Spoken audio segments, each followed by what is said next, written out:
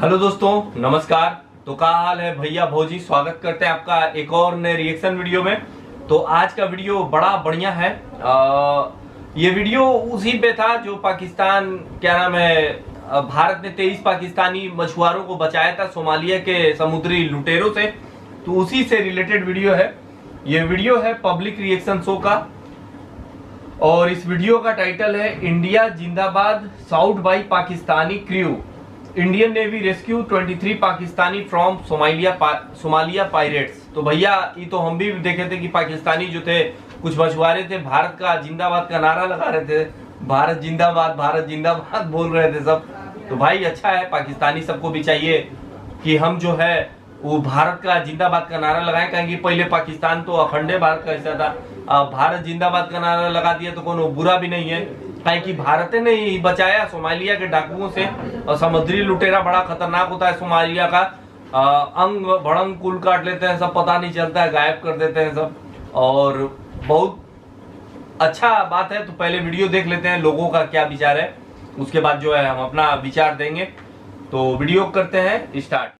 क्या करते हैं? मैं वकालत करता हूँ। एडवोकेट साहब हैं सर। आज एक बहुत बड़ी खबर ये आई है कि 23 पाकिस्तानियों को इंडियन ओशन में इंडियन नेवी ने सोमाली पायरेट से बचा लिया। एज अ पाकिस्तानी आपको कितनी खुशी हुई है ये खबर सुन के?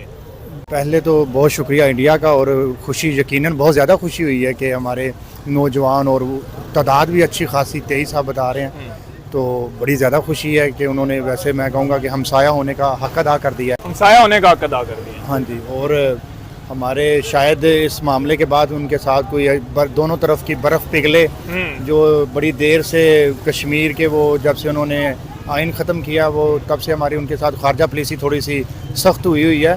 तो शायद इस वाक़े के बाद हम नेबर कंट्रियां हैं, आखिर कितनी देर तक एक दूसरे के बारे में हम बुरा भला या गुस्सा रखेंगे।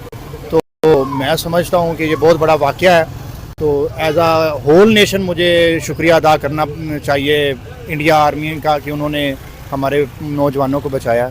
बिल्कुल ठीक है सर। इस तरह के जो वाक़यात होते हैं वो दोनों तरफ की जो अवाम है उनमें कितनी मोहब्बत पैदा करते हैं। जिस तरह अब इंडियंस ने बचाया, पाकिस्तानियों के दिलों में बड़ी मोहब्बत आई होगी, इंडियंस को प्राउड फील हुआ होगा।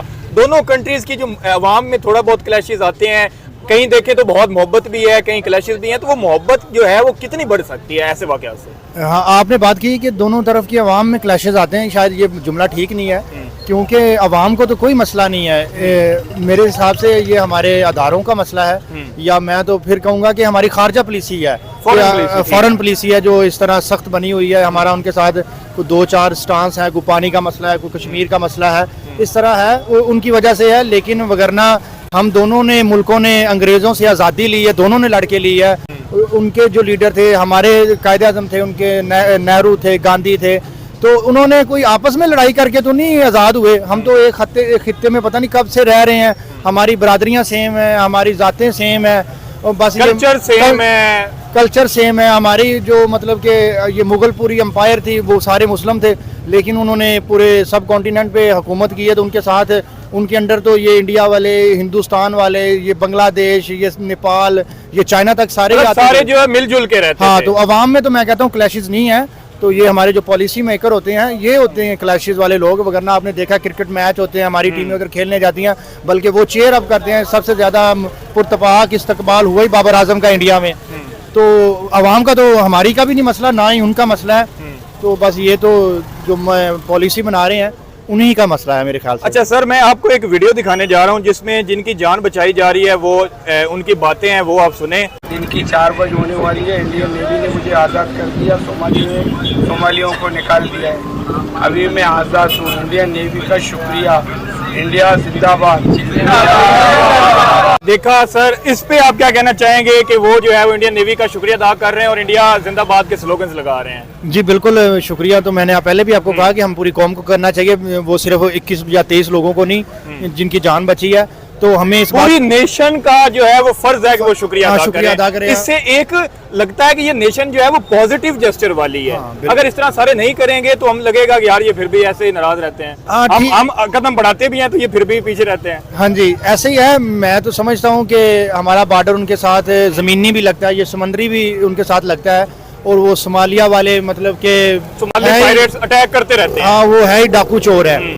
तो ये नेशन कर रही है। आप मुझसे यही कह रहे हैं कि मैं भी एज अ नेशन ही, अगर आप रिप्रेजेंट आप भी समझें नेशन ही है। हाँ, आप भी तो नेशन है, सर। हम उनका शुक्रिया अदा कर रहे हैं।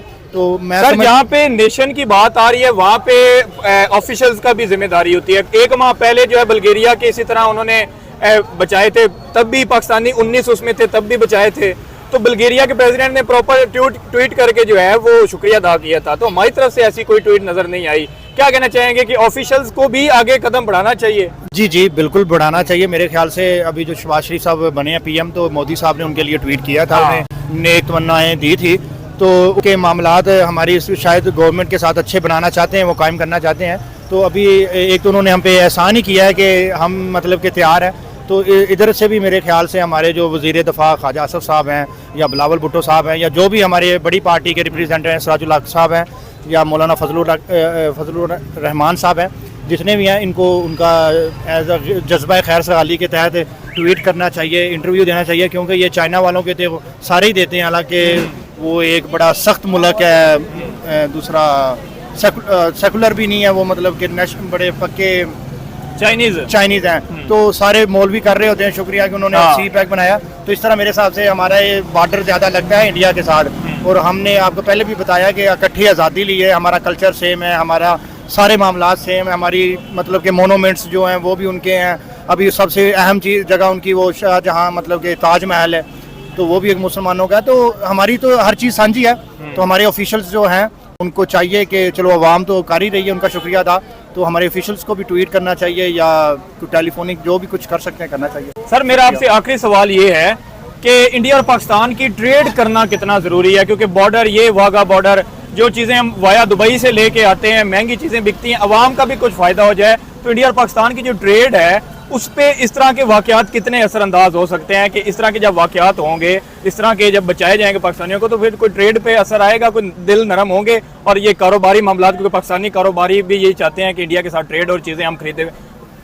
हाँ बिल्कुल, मैं तो कहता हूँ कारोबारी क्या, हमारी आवाम चाहती है, जिनको सस्ता प्याज चाहिए, जिनको सस्ते आलू चाहिए, सस्ते टमाटर चाहिए, तो उन्हें वो ज़्यादा चाहते हैं कारोबारी इंसान से कि एक ने तो पैसे कमा के करना ही करना है। तो लेकिन आवाम भी चाहती है, तो होनी चाहिए ट्रेड, क्योंकि इंडिया हमारे सबसे ज़्यादा करीब है। और वहाँ भी बॉर्डर भी हमारा पंजाब का लगता है, वहाँ आते हैं ट्रकीज वगैरह से ये चीज़ें आ जाती हैं।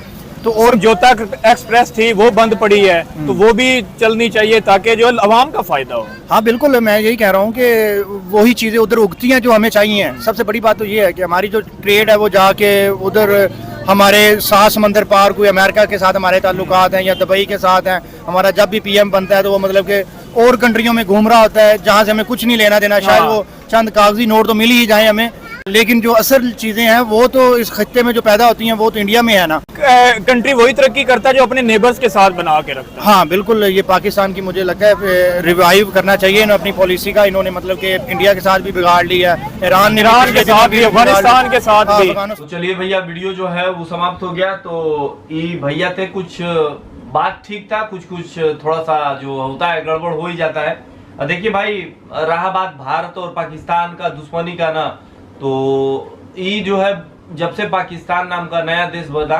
1947 से, तब से जो है भारत और पाकिस्तान का दुश्मनी चला आ रहा है। इसमें ये भी नहीं है कि मतलब भारत ने जो है दोस्ती का पहल नहीं किया। हर बार जो है पाकिस्तान ने युद्ध जो है हमारे ऊपर थोप दिया। अब शुरू से ले लेते हैं, 1948 में जो जंग हुआ उसका स्टार्टिंग जो है पाकिस्तान ही ने किया। 1965 में जो हुआ उसका भी स्टार्टिंग जो है पाकिस्तान ने किया। 71 वाला तो जानते ही हैं कि बांग्लादेश टूट गया, पाकिस्तान जो बचा खुचा पाकिस्तान था, पूर्वी पाकिस्तान, वो भी अलग हो गया। और 99 कारगिल युद्ध आप लोग जानते ही हैं कि पाकिस्तान ने क्या किया। तो भाई देखिए, पाकिस्तान ने हर बार जो है युद्ध छेड़ा है शुरुआती में और लात खाया है। अब इस पे जो है पाकिस्तान में जो भी है वो भी गलत सिखा दिया जाता है कि भारत ने जो है वो स्टार्टिंग किया और हमने जो है मुंह तोड़ जवाब दिया। अरे भैया, आप जो है स्टार्टिंग किए और आप ही लात खाए। वो एक कहावत है ना, घर लात जूता खाओ और घर में घुस के तमाशा देखो, वो वाला हाल पाकिस्तान का है।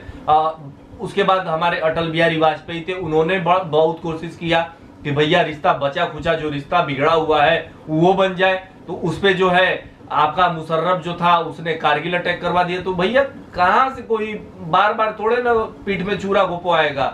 वही हाल है, भारत जब भी दोस्ती का हाथ बढ़ाता है पाकिस्तान छुरा घोंपने का ट्राई करता है। और देखिए भाई, पाकिस्तान के जो राजनेता है चाहे जो भी है, इन लोगों को चलाता है आर्मी, और आर्मी जैसा कहता है ना वैसा पाकिस्तानी राजनेता करते हैं।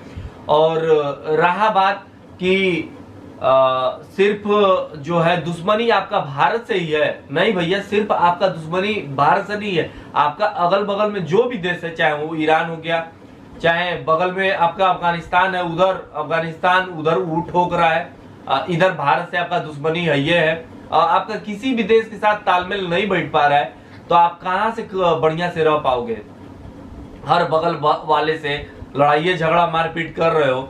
ईरान भी मुस्लिम देश है, उससे भी नहीं बन पा रहा है। अफगानिस्तान तो कट्टर मुस्लिम देश है, वहां पे तो तालिबान का सरकार है, और पाकिस्तानी भी बड़ा खुश रहते हैं सब तालिबान पे। सोच सकते हैं तब तालिबान उधर टीटीपी उधर मार रहा है, पाकिस्तान के अंदर बैठ के टीटीपी खुद जो है धुआं उड़ाते रहता है, कब कौन फूट फाट जाता है पता नहीं चलता है। तो पाकिस्तान जो है अपने अगल बगल वालों से ही परेशान है। रहा बात भारत से, तो भारत के जितने भी लोग आए, राजनेता है, उन्होंने रिश्ता सुधारने का बड़ा प्रयास किया, लेकिन पाकिस्तान जो है वो वार कर देता है। तो कैसे भैया, कैसे हो सकता है? अब हम क्या कर सकते हैं, हमको कुछ समझ में नहीं रहा। रहा बात 23 पाकिस्तानी जो बचाया है हमारा इंडियन नेवी ने, तो वो जो है भारत ने जीरो नेट सिक्योरिटी प्रोवाइडर का काम कर रहा है भारतीय, और भारत के इंडियन नेवी ने भी कहा है कि हम जो है जो भी मुसीबत में पड़ेगा, हम कहीं भी आके अगर उसके आसपास रहेंगे तो उसको आके बचाने का प्रयास करेंगे। और बुल्गारिया के भी कुछ सेलर थे, उनको भी भारत ने बचाया। तो बुल्गारिया के पता नहीं कौन विदेश मंत्री था कि कौन था, उन्होंने भी बहुत धन्यवाद दिया पाकिस्तानी। 23 पाकिस्तानी को बजाय कोई उधर से चूचा कुछ भी नहीं हुआ। सोच सकते हैं कि पाकिस्तानी धन्यवाद एक ठो नहीं कर सकते हैं, तो भैया ये लोग रिश्ता कहां से सुधारेगा? भारत को तो दुश्मने समझता है, हिंदू को तो काफिरे समझता है, तो भैया कहां से रिश्ता बिगड़ा हुआ रिश्ता बनेगा? भैया आप लोग का जो देश है, आप लोग संभाले, ढंग का कोनो एगो नेता नहीं आ रहा है जो ढंग से देश को चलाए। तो अब हम रहने देते हैं, आगे का बात जो है आप लोग कमेंट में भर दीजिए, ठूस दीजिए।